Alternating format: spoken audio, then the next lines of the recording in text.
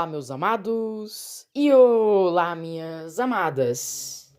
Eu sou o Ian. Sejam mais do que bem-vindos e sejam mais do que bem-vindas a mais uma linda mensagem. Na nossa bela noite de hoje, nós nos encontramos no livro de Jonas, em seu capítulo de número 1 e em seus versos de números 1, 2 e 3, que assim se escrevem. E a palavra do Senhor veio a Jonas, filho de Amitai, dizendo: Levanta-te e vai a Nínive, aquela grande cidade, e clama contra ela, porque subiu já a sua maldade diante de mim. Mas Jonas se levantou para fugir da presença do Senhor para Tarsis, e descendo a Jope, achou um navio que partia para Tarsis.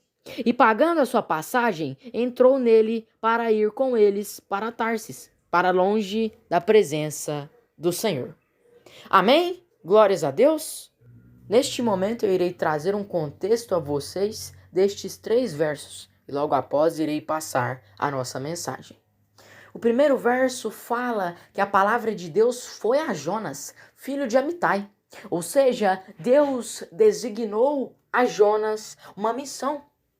Ele disse para Jonas fazer algo.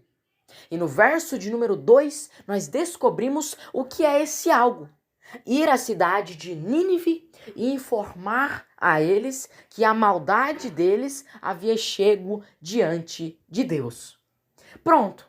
Agora, no verso de número 3, nós observamos que Jonas resolve não dar ouvidos a Deus. Pelo contrário, resolve fugir da presença dele, pegando um navio que partia para Tarsis, onde supostamente Jonas estaria longe da presença de Deus.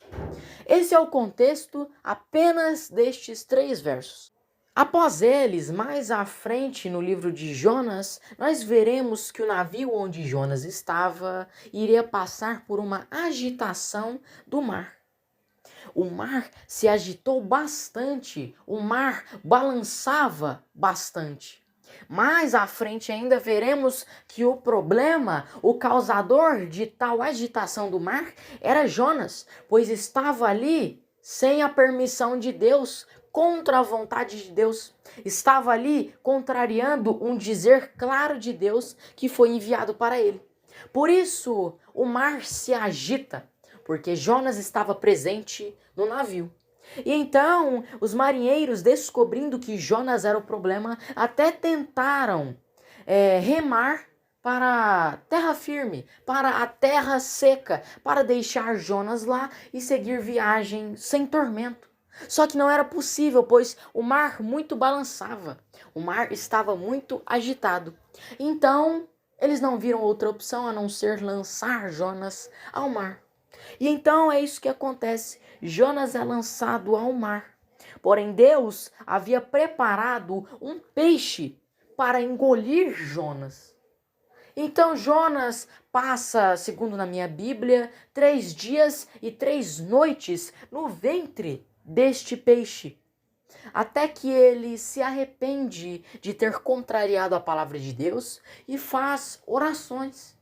E então Deus permite que o peixe vomite Jonas em terra seca, em sã segurança.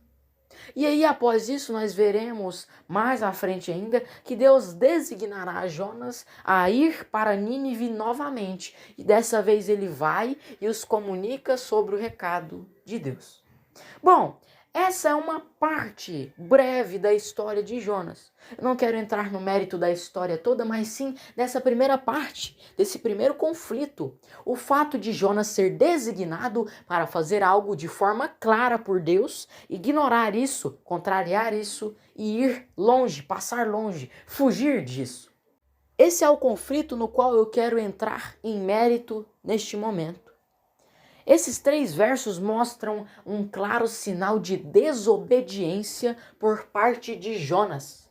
Um claro sinal de contrariação das palavras de Deus por parte de Jonas. E então Jonas desobedece a Deus e tenta fugir, o que obviamente não dá certo. Sabe por quê?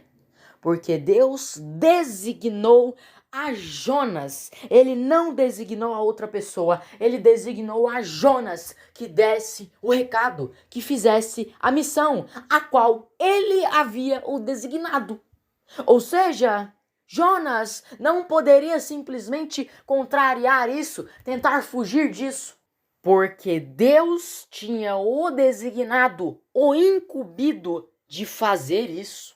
Ou seja, a nossa mensagem de hoje é a seguinte: não podemos desobedecer a Deus. Não devemos contrariar a Deus. Quando Ele me encarrega e te encarrega de fazermos algo, nós pegamos e fazemos.